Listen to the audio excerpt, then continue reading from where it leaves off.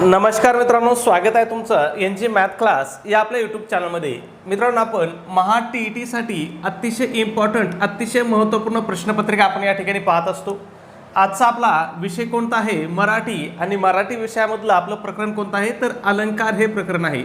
आता अलंकार हे प्रकरण काय आहे? TET परीक्षेसाठी अतिशय इम्पॉर्टंट, अतिशय महत्त्वपूर्ण असं प्रकरण आहे. कारण या प्रकरणावरती तुम्हाला 2 ते 3 प्रश्न तुमच्या दोन्ही पेपरमध्ये विचारले जातात. मग तुमचा पेपर 1 असो किंवा पेपर 2 असो, दोन्ही परीक्षेमध्ये किंवा दोन्ही पेपरमध्ये काय आहे?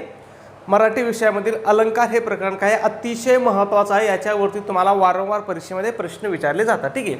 मग या ठिकाणी बघा, पहिला प्रश्न आपला पहा. शरद ऋतूत अंगणात दुधासारखे पिठूर चांदणे पडले होते, या वाक्यातील उपमेय कोणते? आता काय विचारलं त्यांनी की बाबा शरद ऋतूमध्ये अंगणात दुधासारखे पिठूर चांदणे पडले होते, हे आपल्याला वाक्य दिलंय आणि या वाक्यातलं उपमेय कोणतं आहे हे आपल्याला विचारलंय. मग आता तुम्हाला सोपं सांगतो मी. उपमेय कशाला म्हणतात बघा, तर अलंकारामध्ये ज्या वस्तूची तुलना करायची असते तिला काय म्हणतात? उपमेय म्हणतात. ज्या वस्तूची तुलना करायची असते तिला काय म्हणतात? उपमेय म्हणतात. मग यामध्ये कशाची तुलना केली? शरद ऋतूत अंगणातून दुधासारखे पिठूर चांदणे पडले. कशाची तुलना केली? चांदण्याची तुलना केली. मग चांदणे काय झालं? आपलं उपमेय झालं. तुम्हाला मी काय सांगितलंय? ज्याची तुलना करायची, ज्या वस्तूची तुलना करायची त्याला काय म्हणतो आपण? उपमेय म्हणतो. मग आपलं यामध्ये झालं चांदणे, हे उपमेय झालं. मग या वाक्यामध्ये उपमान काय झालं आपलं? असाही प्रश्न विचारू शकतात. पुढचा प्रश्न आपल्याला जशाच तसं वाक्य देतील आणि काय विचारतील? ह्या उपमेयाऐवजी की या वाक्यामधील उपमान काय आहे? मग उपमान कोणाला म्हणायचं बघा, तर ज्या वस्तूशी तुलना केली जाते त्याला उपमान म्हणते बघा. म्हणजे ज्याची तुलना करायची ते उपमेय आणि ज्याच्याशी तुलना केली त्याला काय म्हणायचं? उपमान म्हणायचं. मग इथं चांदण्याची तुलना कशासोबत केली? दुधासोबत केली. मग दूध हे काय झालं? या वाक्यामधील उपमान झालं. दूध काय झालं? या वाक्यामधलं उपमान झालं. आता अजून या ठिकाणी 2 शब्द आहेत की ज्याच्यावरती आपल्याला प्रश्न विचारला जातो की यामध्ये समान धर्म कोणता आहे? हाही प्रश्न आपल्याला विचारू शकतात. ठीक आहे. काय समान धर्म कोणता आहे? मग याच्यामध्ये समान धर्म कोणता आहे? तर पिठूर हा समान धर्म आहे. काय पिठूर म्हणजे काय? पांढरे, शुभ्र. मग पिठूर हा काय आहे? समान धर्म आहे. कशामध्ये? चांदणे आणि दुधामध्ये. आणि हा समान धर्म दाखवण्यासाठी एक साम्यदर्शक शब्द वापरला जातो. काय? साम्यदर्शक शब्द वापरला जातो. मग साम्यदर्शक शब्द कोणता? याच्यामध्ये सारखे हा साम्यदर्शक शब्द आहे. मग तुम्हाला या 4ही गोष्टी लक्षात ठेवायचं आहे. उपमान कोणतं आहे, उपमेय कोणतं आहे, समान धर्म कोणता आहे आणि साम्यदर्शक शब्द कोणता आहे. याच्या 4ही वरती सुद्धा आपल्याला परीक्षेमध्ये काय केला जातो? प्रश्न आपल्याला विचारला जातो. ठीक आहे. मग तुम्हाला या गोष्टी तुम्हाला लक्षातच ठेवायच्या आहेत, डोक्यात फिट करायच्या आहेत. सोपं आहे. ज्याची तुलना करायची ते काय असतंय? उपमेय असते. आणि ज्याच्याशी तुलना करायची ते काय असतंय? उपमान असते. ठीक आहे. या 2 गोष्टी तुम्ही लक्षात ठेवा. बघूया पुढचा. त्याच्यानंतर बघा, अजून एक प्रश्न आपल्याला इथे विचारला जाऊ शकतो की नाही? हेच वाक्य देतील बघा. शरद ऋतूत अंगणात दुधासारखे पिठूर चांदणे पडले होते आणि या वाक्यातील अलंकार ओळखा. काय सांगतील? या वाक्यामधला अलंकार आपल्याला ओळखायला सांगू शकतात. ठीक आहे. अलंकार ओळखा. मग आता हा कोणता अलंकार आहे? तर हा उपमा अलंकार आहे. कोणता अलंकार आहे? उपमा अलंकाराचं हे उदाहरण आहे. मग तुम्हाला उपमा अलंकाराची सोपं सांगतो बघा की तुमचा अलंकार चुकणारच नाही. बघा, उपमा अलंकाराचं उदाहरण आलं की तुमचं चुकलंच नाही पाहिजे. सोपं सांगतो बघा. जेव्हा 2 वस्तूमधील साधर्म्य किंवा सारखेपणा दाखवण्यासाठी सारखे, गत, समान, सम, सदृश्य, वाणी यासारख्या शब्दांचा वापर केला जातो तेव्हा तिथे काय होतो? उपमा अलंकार होतो. ठीक आहे. कोणता अलंकार होतो? उपमा अलंकार होतो. मग अजून एक खालचं उदाहरण बघा. शाळा माते समान आहे. या वाक्यातील शाळा हे काय आहे? काय सांगितलं आपल्याला? शाळा माते समान आहे. या वाक्यातील शाळा काय आहे असं आपल्याला विचारलंय. ठीक आहे. मग तुम्हाला मी काय सांगितलं होतं? ज्या वस्तूची तुलना करायची ते काय असतं? उपमेय असतं.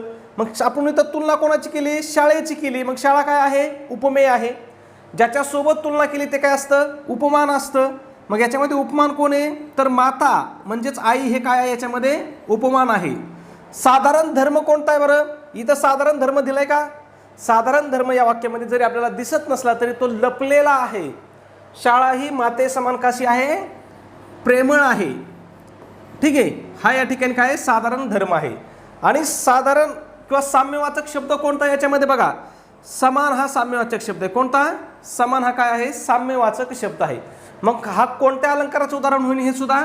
तर हे सुद्धा उपमा अलंकाराचं उदाहरण होईल. कारण तुम्हाला मी इथं सांगितलं बघा, सारखे, गत, समान, सम, सदृश्य, वाणी जर शब्द आले तर त्या ठिकाणी तुम्हाला डोळे झाकून कोणता अलंकार लिहायचा आहे? उपमा हा अलंकार तुम्हाला त्या ठिकाणी डोळे झाकून लिहायचा आहे. सोपी गोष्ट आहे, लक्षात ठेवा. ठीक आहे, पुढच्या प्रश्नाकडे जाऊ. आणि बघा प्रश्न बघा, 2025चे प्रश्न होते, दोन्ही प्रश्न सारखे होते. बघा शरद ऋतूत अंगणात दुधासारखे पेट्रोल पडले या वाक्यातील उपमेय कोणतं ओळखायला सांगितलं होतं, आणि इथं काय सांगितलं होतं? शाळा हे काय आहे ओळखायला सांगितलं होतं. मग बेसिक गोष्ट जर पाहिली तर दोन्ही प्रश्न काय आहेत? सारखेच प्रश्न आहेत. एक प्रश्न होता पेपर 1 मधला, पहिला प्रश्न होता पेपर 1 मधला, आणि दुसरा प्रश्न होता पेपर 2 मधला.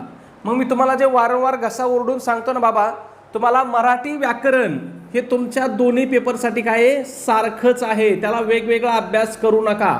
दोन्ही पेपरसाठी काय आहे? सेम आहे, सारखंच आहे. अजून कोणता विषय आहे जो दोन्ही पेपरसाठी सेम आहे, सारखा आहे?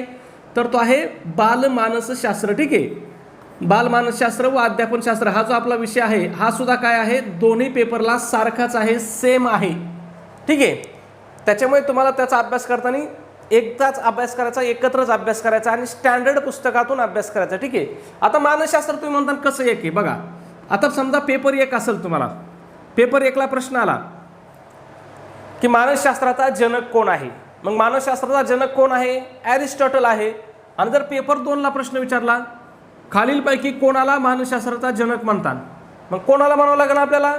ॲरिस्टॉटललाच म्हणावं लागेल ना. का काही बदलणार आहे तिथं? नाही बदलणार. म्हणून मी समोर सांगतो, मराठी आणि मानसशास्त्र हे 2 असे विषय आहेत की ते दोन्ही पेपरला काय आहेत? 100% सारखे विषय आहेत.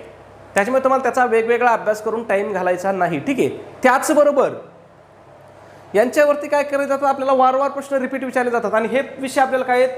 दोन्ही पेपरला कंपल्सरी विषय आहेत. ठीक आहे, कंपल्सरी हे विषय घ्यावेच लागतात. म्हणजे याला आपल्याला ऑप्शन नाही. हे 2 विषय तुमचा कुठलाही पेपर असो, तुमचा गणित विज्ञान असो, समाजशास्त्र असो, पेपर 1 असो, 2 असो, तुमचं उर्दू माध्यम असो, तुमचं हिंदी माध्यम असो, कुठलंही माध्यम असो, हे 2 विषय मराठी विषय आणि मानसशास्त्र हे विषय तुम्हाला कंपल्सरी आहेत, म्हणजे आहेतच. ठीक आहे, जाऊया पुढच्या प्रश्नाकडे. 3 नंबर प्रश्न पहा. कृष्णा सम पाठीराखा माझा बंधू राया वरील ओळीतील अलंकार ओळखा. कधी प्रश्न होता? 2024ला होता. मग मी तुम्हाला आत्ताच सांगितलं होतं बघा, इथंच सांगितलं होतं बघा, काय? सारखे, गत, समान, सम, काय? सम, सदृश्य, वाणी यासारख्या शब्दांचा वापर केला तर कोणता अलंकार होतो? उपमा अलंकार होतो. मग बघा प्रश्न आहे, मग इथं बघा कृष्णा सम आहे का? सम शब्द आहे, मग कोणता अलंकार होईल? उपमा अलंकार होईल. लक्षात आलं? खूप सोपं आहे मित्रांनो. फक्त तुम्हाला बेसिक गोष्टी काय करायच्यात? समजून घ्यायच्या आहेत. ठीक आहे, पुढच्या प्रश्नाकडे जाऊ. त्याच्या अगोदर एक छोटीशी पण अतिशय महत्त्वपूर्ण अशी सूचना मित्रांनो, आपण महा TET परीक्षेसाठी आपली टेस्ट सिरीज या ठिकाणी आपण सुरू केलेली आहे. आपल्या टेस्ट सिरीजचं वैशिष्ट्य की या ठिकाणी तुमच्या TETच्या संपूर्ण अभ्यासक्रमावर आधारित अशी आपली ही टेस्ट सिरीज असणार आहे. मग या टेस्ट सिरीजमध्ये तुम्हाला काय भेटेल? 10 टेस्ट पेपर भेटतील. त्याचबरोबर सगळ्यात महत्त्वाचं तुम्हाला आतापर्यंत झालेल्या TETच्या सर्व प्रश्नपत्रिका भेटतील. आता ह्या सर्व प्रश्नपत्रिका तुम्हाला कशा भेटतील? तर तुम्हाला उत्तरासहित भेटेल. म्हणजे त्या सर्व प्रश्नपत्रिकेची उत्तर सूची सुद्धा तुम्हाला त्या ठिकाणी भेटेल. म्हणजे उत्तर सूची सहित तुम्हाला त्या प्रश्नपत्रिका त्या ठिकाणी भेटतील. ठीक आहे, त्याचबरोबर याच्यावरतीच आपण तुम्हाला फ्रीमध्ये अतिशय IMP अतिशय इम्पॉर्टंट अशा नोट्स सुद्धा देत आहोत. मग यामध्ये कोणते विषय असतील नोट्समध्ये? मराठी असेल, हिंदी असेल, गणित बुद्धिमत्ता असेल, इतिहास, भूगोल, मानसशास्त्र हे सगळे विषय असतील. ज्यांना हिंदीऐवजी इंग्रजी घ्यायचं आहे त्यांच्यासाठी इंग्रजीच्या सुद्धा नोट्स त्या ठिकाणी असतील. ठीक आहे, त्याचबरोबर तुम्हाला माहिती आहे की बाबा इयत्ता 4थी ते 8वीचे जे काही शालेय पुस्तक आहेत याच्यामध्ये सुद्धा आपल्याला TET परीक्षेमध्ये भरपूर प्रश्न विचारले जातात. आता याचं जर उदाहरण पाहिलं तर समजा इयत्ता 4थीचा इतिहास आहे. पहा, इयत्ता 4थीच्या इतिहासामध्ये तुम्हाला कमीत कमी 3 प्रश्न पेपरमध्ये विचारले जातात. ठीक आहे, मग असेच तुम्हाला इयत्ता 4थी, 5वी, 6वी, 7वी, 8वी या सगळ्या विषय असतील, इतिहास, भूगोल, राज्यशास्त्र, विज्ञान ह्या सगळ्या विषयाच्या अतिशय इम्पॉर्टंट अशा नोट्स तुम्हाला त्या ठिकाणी दिल्या जातील. ठीक आहे, मग जर तुम्ही फक्त एवढ्याच मटेरियलचा जर परीक्षेत अभ्यास केला तर तुम्हाला किती मार्क पडतील? तर तुम्हाला त्या ठिकाणी 100 पेक्षाही जास्त मार्क पडतील. ठीक आहे. मग 100 पेक्षा जास्त मार्क पडले म्हणजे तुम्ही पहिल्याच प्रयत्नामध्ये काय झाले, परीक्षा 100% त्या ठिकाणी चांगल्या गुणांनी चांगल्या मार्काने काय होणार, पास होणार. ठीक आहे. मग या मटेरियलची किंमत किती मित्रांनो, तर 200 रुपये किंमत आहे. किती किंमत आहे, 200 रुपये. परंतु विद्यार्थ्याच्या मागणीस्तव आपली ऑफर चालू आहे. मग जर तुम्ही ऑफरनुसार जर आज आपली टेस्ट सिरीज घेतली तर ही टेस्ट सिरीज तुम्हाला फक्त आणि फक्त काय होईल, 139 रुपयाला तुम्हाला ही टेस्ट सिरीज पडेल. मग हे 139 रुपये तुम्हाला कुठं पाठवायचे आहेत किंवा कुठं पे करायचे आहेत, तर तुमच्याकडे गुगल पे आहे, फोनपे आहे. त्या ठिकाणी गुगल पे फोनपेला आपला नंबर आहे पहा, 96 89 14 16 30. पुन्हा एकदा सांगतो नंबर, 96 89 14 16 30 हा आपला फोनपे गुगल पेचा नंबर आहे.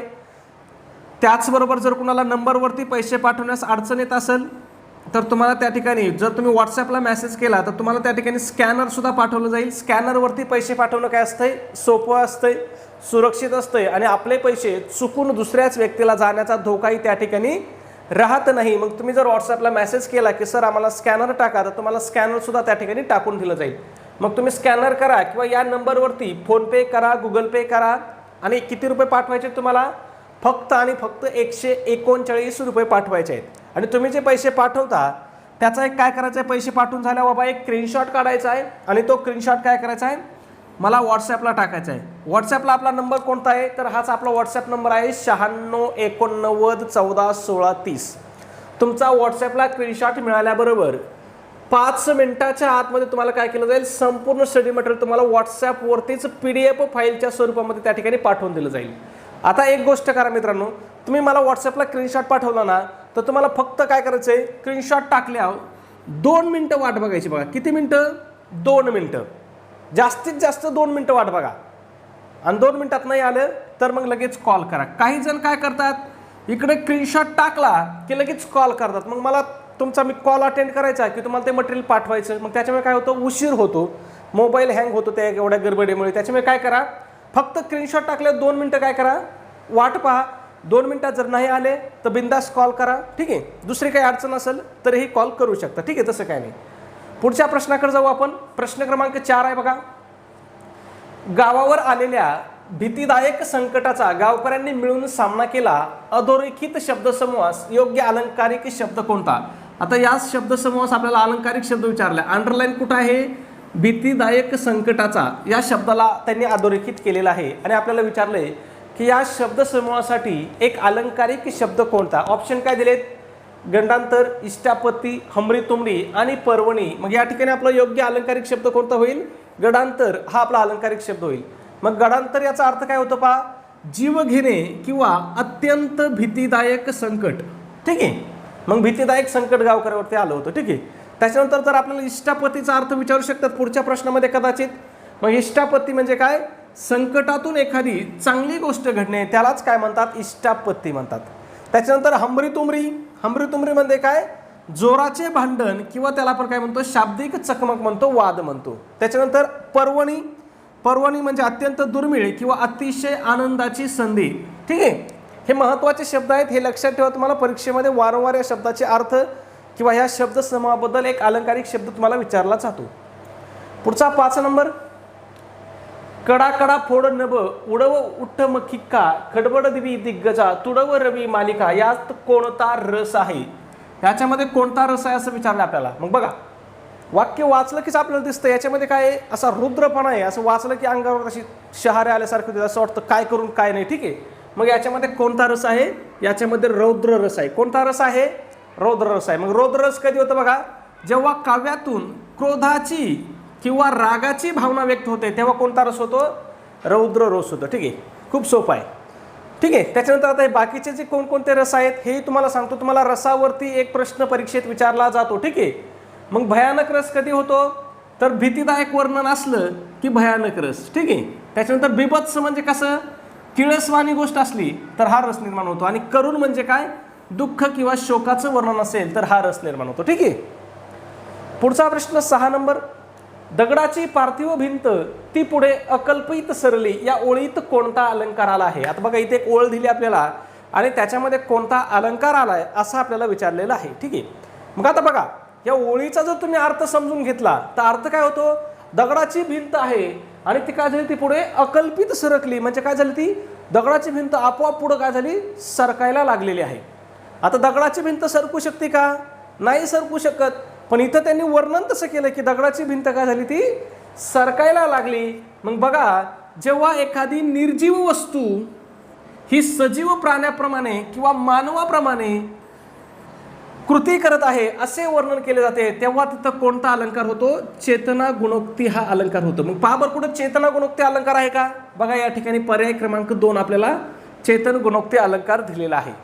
सोपा आहे. चेतन गुणोक्ती अलंकार तुम्हाला कधी ओळखायचा आहे, एखादी निर्जीव वस्तू आहे आणि ती जर सजीव वस्तूप्रमाणे किंवा मानवाप्रमाणे कृती करायला लागली तर. आता थोडक्यात समजा माझ्या हातात हा पेन आहे आणि मी म्हटलं हा पेन माझ्यासोबत काय पोपटासारख्या गप्पा मारायला लागलाय.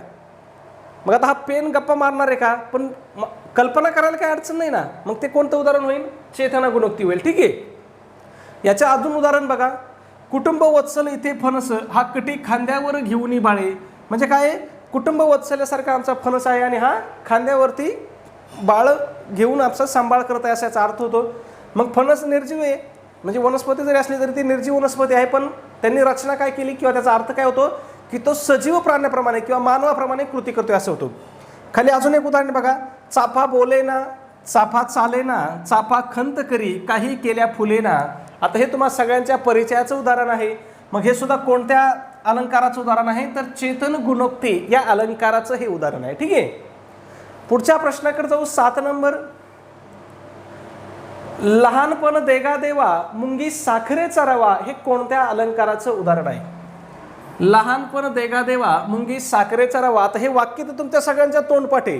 तुम्ही हजारो वेळेस नाही लाखो वेळेस हे वाक्य ऐकलं असेल आणि ते आपल्याला विचारलं की बाबा हे कोणत्या अलंकाराचं उदाहरण आहे. मग हे कोणत्या अलंकाराचं उदाहरण आहे, तर हे दृष्टांत अलंकाराचं उदाहरण आहे.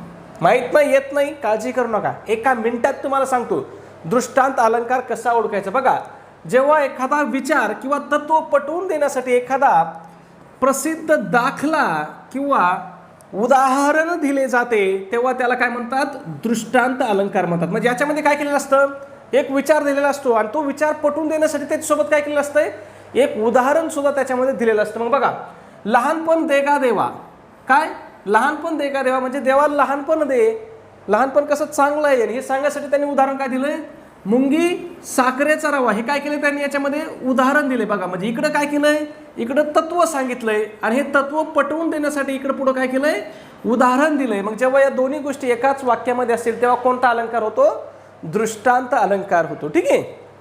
पुढचा प्रश्न बघा, 8 नंबर, अद्भुत रसाचा स्थायी भाव कोणता आहे. आता काय विचारलं या ठिकाणी, अद्भुत रसाचा स्थायी भाव आपल्याला या ठिकाणी विचारलेला आहे. मग या ठिकाणी बघा, शौर्य, वियोग, विस्मय आणि उत्साह. मग या ठिकाणी उत्साह हा अद्भुत रसाचा स्थायी भाव आहे. ठीक आहे. मग जेव्हा एखादी अघटित, आश्चर्यकारक किंवा विस्मयजनक गोष्ट आपण पाहतो किंवा वाचतो तेव्हा मनामध्ये जो रस निर्माण होतो त्याला काय म्हणतात, अद्भुत रस म्हणतात. ठीक आहे. या रसाचा मूळ आधार काय आहे, आश्चर्य हा या रसाचा मूळ आधार असतो. ठीक आहे. ज्याला शास्त्रीय भाषेमध्ये काय म्हणतात, विस्मय म्हटलं जातं. शास्त्रीय भाषेमध्ये काय म्हटलं जातं, विस्मय म्हटलं जातं. मग आपला इथं काय असणार आहे उत्तर, आपलं पर्याय क्रमांक 3 विस्मय हे आपलं उत्तर असणार आहे. ठीक आहे. लक्षात आलं. मग अद्भुत रसाचा स्थायी भाव कोणता आहे, तर अद्भुत रसाचा स्थायी भाव काय आहे, विस्मय हा स्थायी भाव आहे. ठीक आहे. लक्षात येतं मित्रांनो. पुढे पहा, प्रश्न क्रमांक 9 आहे. प्रश्न पाहण्या अगोदर मित्रांनो, जर तुम्ही अजून आपला व्हिडिओ लाईक केला नसेल तर प्लीज व्हिडिओला एक लाईक करा. त्याचबरोबर चॅनलला सबस्क्राईब केलं नसेल तर लगेच सबस्क्राईब करा, कारण सबस्क्राईब करणं आणि लाईक करणं या दोन्ही गोष्टी कशा आहेत मित्रांनो, तर त्या अगदी आणि पूर्णपणे काय आहेत, मोफत आहेत. ठीक आहे.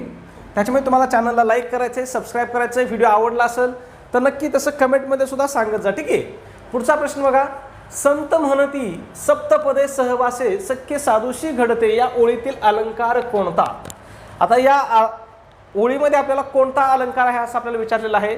मग बघा, तुम्हाला सोपी गोष्ट सांगतो, जेव्हा एखाद्या वाक्यामध्ये किंवा कवितेच्या चरणात एकाच अक्षराची पुनरावृत्ती होऊन त्यातील नादामुळे भाषेला सौंदर्य प्राप्त होत असेल तिथं कोणता अलंकार होतो, अनुप्रास हा अलंकार होतो. मग बघा, आता या उदाहरणामध्ये बघा, संत म्हणती, बघा काय, संत म्हणती सप्तपदी सहवासे सख्य, साधुशी घडते, यामध्ये कशाची पुनरावृत्ती झाली? तर स या अक्षराची पुनरावृत्ती झाली आणि त्याच्यामुळे त्याला काय झालाय? एक नाद प्राप्त झालाय. मग हा कोणता अलंकार झाला? हा अनुप्रास अलंकार झाला. अनुप्रास अलंकाराचे उदाहरण भरपूर आहेत, तुमच्या पाठही असतील. जसं की बघा ते काहीतरी आहे ना, चंदूच्या चाचीने चंदूच्या चाचाचे, असं काहीतरी आहे ते, किंवा ठीक आहे. मग हे लक्षात ठेवा, हे असं उदाहरण असतं की याच्यामध्ये काय असतं? एका अक्षराची वारंवार पुनरावृत्ती झालेली असते. ठीक आहे, हे लक्षात ठेवायचे. पुढचा प्रश्न 10 नंबर. उपमेयाला उपमेयाचीच उपमा दिली जाते तेव्हा कोणता अलंकार होतो? आता बघा, तुम्हाला अलंकारावरती जे प्रश्न आलेत ना, याच्यामध्ये तुम्हाला प्रश्न किती गोष्टी आले तुम्हाला सांगतो बघा. एक तर काय आले? उदाहरणं दिलेत आणि कोणतं अलंकार, कोणत्या उदाहरण दिले आणि ते कोणत्या अलंकाराचं आहे असं विचारलंय. दुसरा प्रश्न कोणत्या टाईपचा विचारला आपल्याला? डायरेक्ट आपल्याला त्यांनी व्याख्या दिली, म्हणजे माहिती दिली, आणि असं असल्यावर कोणता अलंकार होतो ते आपल्याला या ठिकाणी विचारलेलं आहे. ठीक आहे, म्हणजे बेसिक गोष्टीवरती सुद्धा विचारलंय, उदाहरणावरती सुद्धा विचारलंय, अलंकाराच्या अर्थावरती सुद्धा प्रश्न विचारलेत आपल्याला. म्हणजे या ठिकाणी आपल्याला चौफेर प्रश्न विचारलेत. म्हणजे सगळं सांगायचं म्हटलं तर सगळ्यात महत्त्वाचं इथं तुम्हाला बेसिक काय आहे? संकल्पना आहे. तुम्हाला संकल्पनेवरती जास्त या ठिकाणी प्रश्न विचारलेले आहेत. आणि जर तुमच्या संकल्पना क्लिअर असल्या तर उदाहरणं तुम्ही आपोआप तयार करू शकता, किंवा आपोआप तुमच्या उदाहरण डोळ्यासमोर आलं तरी तुम्ही सोडवू शकता. ठीक आहे. मग उपमेयाला उपमेयाचीच उपमा दिली जाते तेव्हा कोणता अलंकार होतो? अनन्वय अलंकार होतो. म्हणजे उपमेयाला बघा, उपमेयाचीच उपमा दिली जाते. म्हणजे अनन्वय या शब्दाचा अर्थ काय होतो बघा? ज्याला तोड नाही किंवा ज्याची तुलना दुसऱ्या कोणाशीच होऊ शकत नाही त्याला काय म्हणतो आपण? अनन्वय म्हणतो. मग बघा, उपमेयाला उपमेयाचीच उपमा दिली जाते तेव्हा काय म्हणतात? अनन्वय अलंकार होतो. आणि याचे उदाहरणं भरपूर विचारले जातात बघा. मग आहे ताजमहल एक जगती तोच त्याच पाशी, म्हणजे जगात एकच ताजमहल आहे आणि त्याची तुलना त्याच्या पाशीच होऊ शकते, दुसरी वास्तू त्या ठिकाणी त्याच्यासारखी नाही आहे. मग तिथं कोणता अलंकार झाला? अनन्वय झाला. त्याच्यानंतर बघा, झाले भाऊ होतील भाऊ आहेतही भाऊ परंतु यासमहा, हे अर्जुनाचं वर्णन केलेलं आहे. म्हणजे अर्जुनासारखा कोण? अर्जुनच आहे. ठीक आहे. त्याच्यानंतर आईसारखी आईच असते, आईची तुलना दुसऱ्या गोष्टीसोबत होऊ शकते का? नाही होऊ शकत. मग आईसारखी आईच असते, हे छोटं वाक्य जरी असलं 2 शब्दाचं तरी हे कोणत्या अलंकाराचं उदाहरण आहे? तर अनन्वय या अलंकाराचं उदाहरण आहे. ठीक आहे. चला पुढचा प्रश्न पाहू. प्रश्न क्रमांक किती आहे? 11. शब्द अलंकार प्रकारात मोडणारा अर्थ अलंकार कोणता? काय विचारलं आपल्याला? शब्द अलंकार प्रकारामध्ये मोडणारा अलंकार कोणता आहे असं विचारलं. बघा, पुन्हा बेसिक गोष्टीवरती प्रश्न आला. ठीक आहे. मग बघा, याच्यामधला श्लेष हा जो अलंकार आहे हा काय होतो? शब्द अलंकार प्रकारामध्ये मोडतो. आता या ठिकाणी बघा, तुम्हाला एक कॉमन प्रश्न विचारतो मी, तुम्ही प्रश्न वाचा. मराठी व्याकरणामध्ये अलंकाराचे मुख्य किती प्रकार आहेत? असा जर तुम्हाला प्रश्न विचारला तर तुमच्या डोळ्यासमोर, आणि तुम्हाला मी जर ऑप्शन दिले बाबा किती 2 आहेत, 15 आहेत, 20 आहेत, 25 आहेत, तर तुम्ही काय म्हणणार? आईला अलंकारला येतं कमीत कमी 20 ते 25 काय असणार, त्याचे प्रकार असणार आहेत असं तुमच्या डोळ्यासमोर आलं असणार. 100% ज्यांनी नवीन अभ्यास चालू केला आहे ना, त्यांना जर विचारलं ना बाबा अलंकाराचे प्रकार किती, तर ते सांगतं लय आहेत. किती आहेत? लय आहेत. पण अलंकाराचे मुख्य प्रकार किती आहेत मित्रांनो? तर 2च प्रकार आहेत. कोणते आहेत? 2च प्रकार आहेत. किती प्रकार आहेत अलंकाराचे मुख्य प्रकार? 2च आहेत. मग ते 2 कोणते आहेत? एक आहे शब्द अलंकार आणि दुसरा आहे अर्थ अलंकार. बघा, एक कोणता आहे? शब्द अलंकार आहे. मग शब्द अलंकार म्हणजे काय बघा, जेव्हा केवळ शब्दांच्या विशिष्ट वापरामुळे भाषेला सौंदर्य प्राप्त होतं तेव्हा त्याला काय म्हणतात? शब्द अलंकार म्हणतात. आणि शब्द अलंकाराचे पुढे 3 उपप्रकार आहेत. शब्द अलंकारामध्ये किती अलंकार आहेत? 3 अलंकार आहेत. मग तुम्हाला हे 3 तोंडपाठ ठेवायचे. तुम्ही शब्द अलंकार पाठ ठेवायचे. किती आहेत शब्द अलंकार? 3 आहेत. कोणते? अनुप्रास आहे, यमक आहे आणि श्लेष आहे. ठीक आहे. आणि दुसरा मुख्य प्रकार कोणता आहे? अर्थ अलंकार आहे. जेव्हा शब्दांच्या अर्थामुळे भाषेला सौंदर्य प्राप्त होतं तेव्हा त्याला काय म्हणतात? अर्थ अलंकार म्हणतात. मग हे 3 सोडून द्यायचे आणि बाकीचे सगळे काय आहेत? अर्थ अलंकार आहेत. ते पाठ करीत बसायचे नाही, फक्त हे 3 पाठ करायचे. शब्द अलंकार कोणकोणते आहेत? अनुप्रास आहे, यमक आहे आणि श्लेष आहे. ठीक आहे. लक्षात येतंय? पुढचा प्रश्न बघा.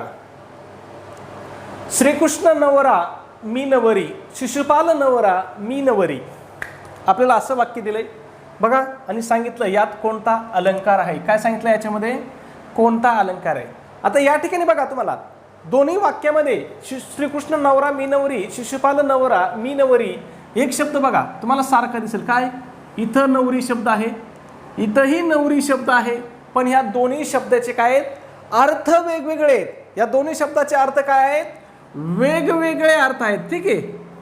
मग ज्या वेळेस वेगवेगळे अर्थ आहेत, मग ज्यावेळेस बघा जेव्हा एकाच वाक्यात एक शब्द दोन अर्थांनी वापरला जातो आणि त्यामुळे शब्द चमत्कृती साधली जाते तेव्हा त्याला काय म्हणतात श्लेष अलंकार म्हणतात. म्हणजे हा काय आहे हा शब्द नवरी, नवरी म्हणजे काय वधू आहे. जर कृष्ण नवरा असेल तर मी कोण आहे नवरी आहे म्हणजे मी वधू आहे.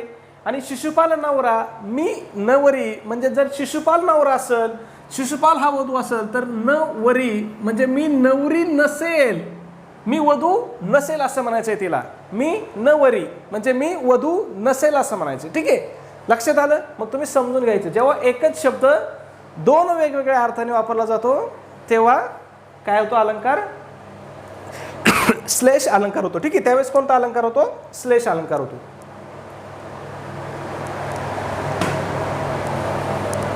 या ठिकाणी बघा तुम्हाला अजून एक उदाहरण सांगतो तुम्हाला. पहा देवाने मला मदत केली.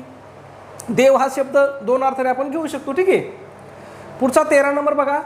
चालला पुढे तो काय ऐट आनंद अग्नीचा ओहळ ओहळ जणू मंद या काव्यपंक्तीतील अलंकार कोणता.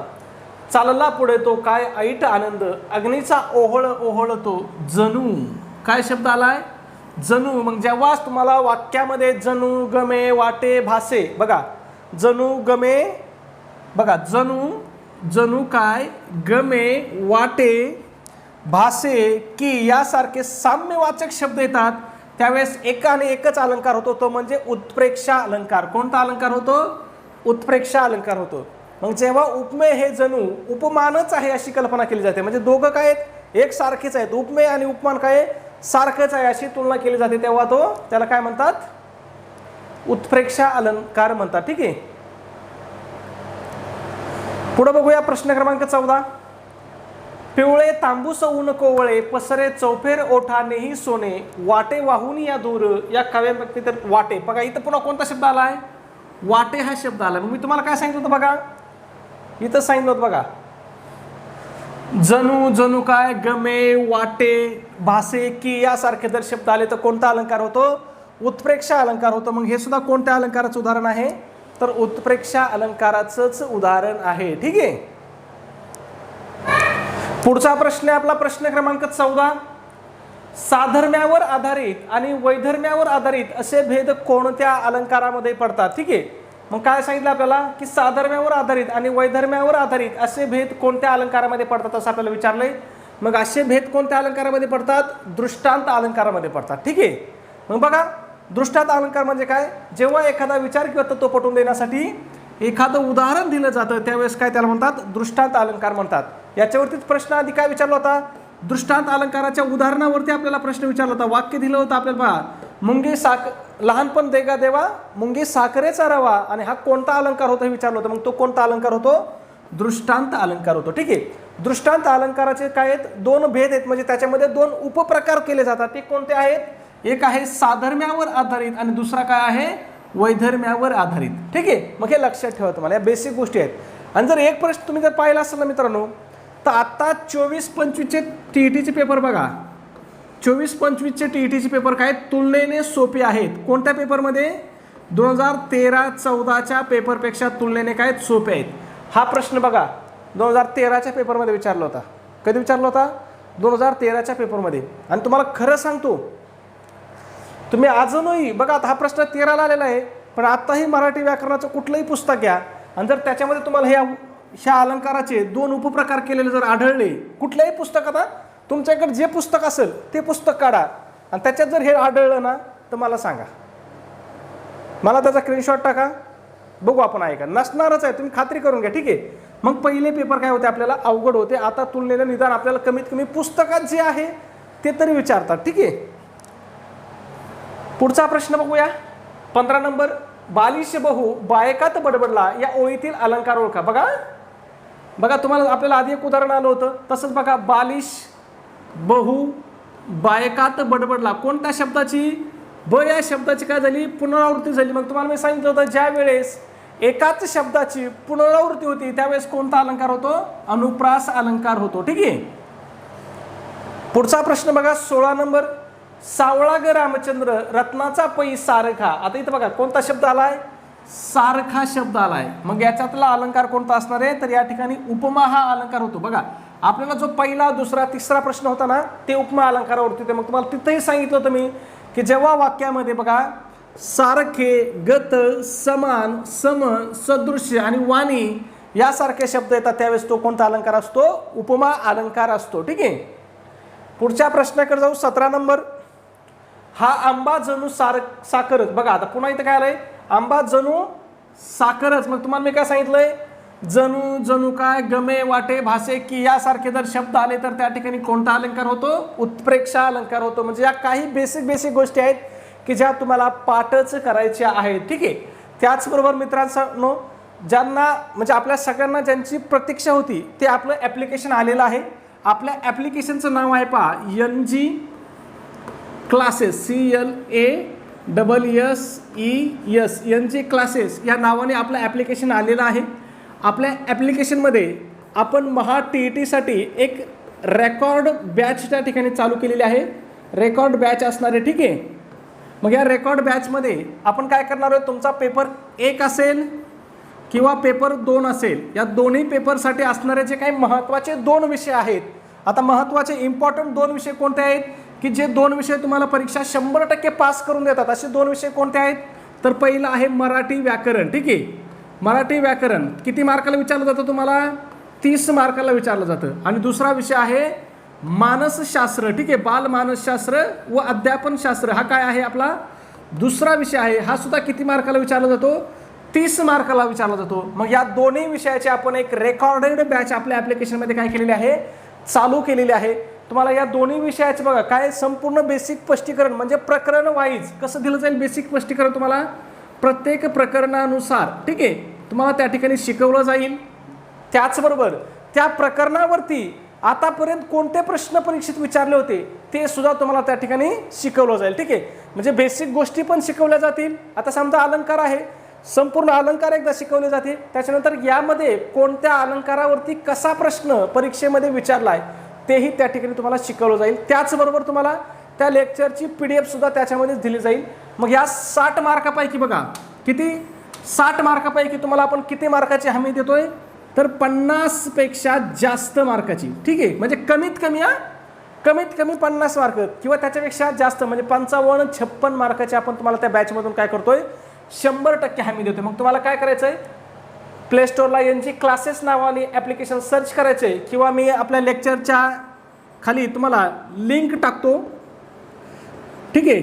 आपल्या डिस्क्रिप्शनमध्ये लिंक टाकून देतो ॲप्लिकेशनची. त्या लिंकवर जाऊन तुम्ही ॲप्लिकेशन डाउनलोड करू शकता किंवा डायरेक्ट प्ले स्टोअरमध्ये जाऊन सुद्धा NG क्लासेस नावाने आपलं ॲप्लिकेशन काय करू शकता, डाउनलोड करू शकता. किंवा जर तुम्ही मला व्हॉट्सॲपला मेसेज केला, व्हॉट्सॲप नंबर माहिती आहे तुम्हाला 9689 14 16 30 हा आपला व्हॉट्सॲप नंबर आहे. जर याच्यावर तुम्ही मेसेज केला, हे 3 आहे ठीक आहे 30, याच्यावरती जर तुम्ही मेसेज केला की सर आम्हाला लिंक पाठवा, एवढा जरी मेसेज केला तरी तुम्हाला आपल्या ॲप्लिकेशनची लिंक त्या ठिकाणी पाठवून दिली जाईल. ठीक आहे. मग हा जो कोर्स असणार आहे आपला रेकॉर्डेड बॅच 2 विषयाचा ज्याच्यामध्ये तुम्हाला 50 मार्काची आपण हमी देतोय आणि इथं जर तुम्हाला 50 मार्क आले नाही ह्या 2 विषयामध्ये तर तुम्ही 100% TET पास होत आहे.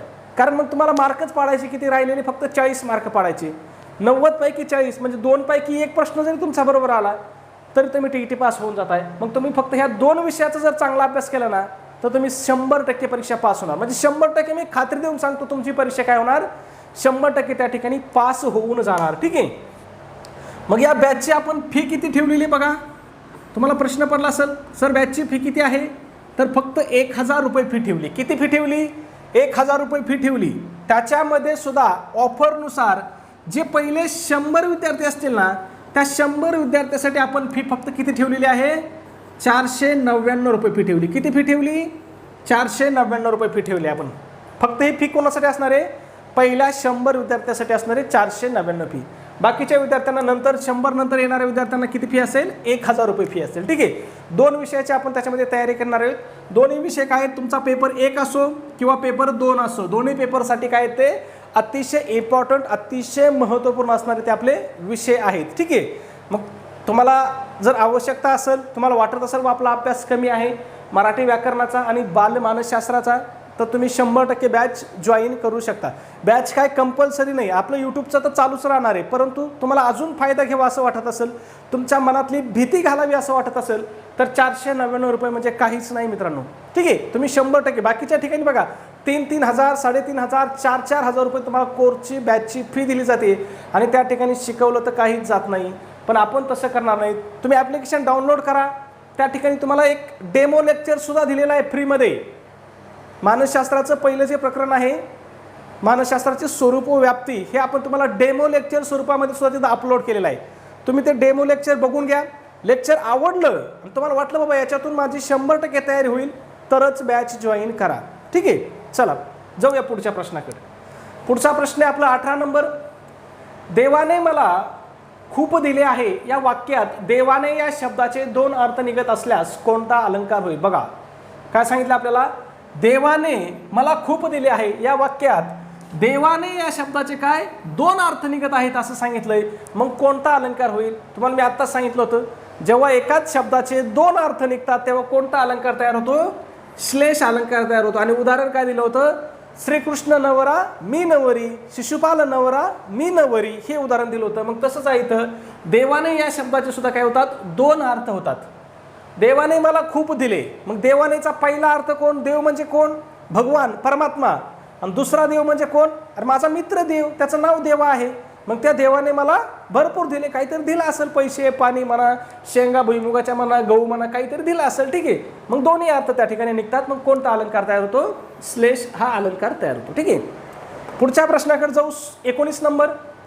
तुझे मुख कमळासारखे आहे या वाक्यात मुख हे काय आहे? तुझे मुख कमळासारखे आहे. बघा सारखे सम हे शब्द आलेत आणि या वाक्यामध्ये मुख हे काय असं विचारलं आपल्याला. अलंकार कोणता असं नाही विचारलं. मग मुख काय आहे?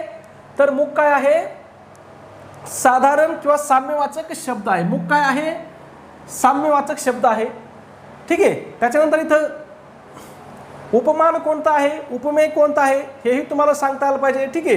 ज्याची तुलना करायची असते ते काय असतं? उपमेय असतं. मग या ठिकाणी मुख काय आहे? मुखाची तुलना केली म्हटलं मुख उपमेय आहे. कमळ हे काय आहे? उपमान आहे. ठीक आहे. आणि साधारण धर्म काय आहे? आता इथं दिलेला नाही साधारण धर्म, पण साधारण धर्म काय असू शकतो?